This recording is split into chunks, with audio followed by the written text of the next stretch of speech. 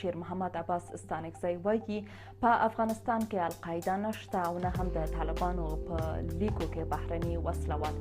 ښاغلي ستانکزي د امریکا د دفاع وزارت هغه خبره رد کړې چې وایي طالبانو د تاوتریخوالي په کمولو او له القاعدې سره د اړیکو د پریکون په ګډون له امریکا سره کړې هوکړه کې پر خپلو ژمنو نه دي ولاړ.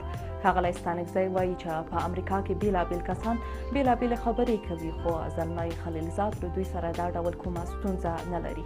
We are still involved in trying to get a negotiated. موږ لا هم پر دې بوخت یو چې د خبرو له لارې یو جوړجاړی رامنځته کړو. طالبانو خپل ژمنې نه دي عملي کړي.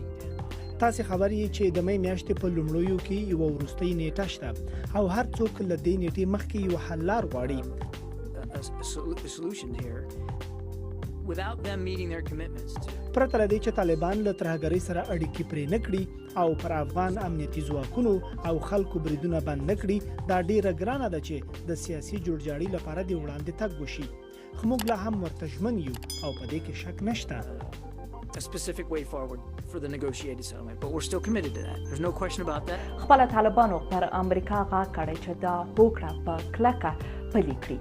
تر دې وړاندې امریکا ویلي و چې له طالبانو سره خپله کړې هوکړه بیا ارزوي چې له دې پریکړې افغان حکومت هرکلی کړی. اوس بیا امریکا وایي چې طالبان له دوی سره په کړو ژمنو نه دي ولاړ.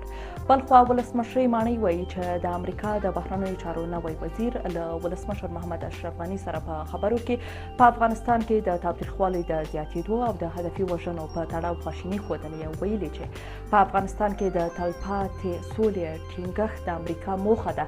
د دې ملاتړ کوي او هڅه کوي چې په افغانستان کې تلپاتې اوربند ته لاره هواره سي.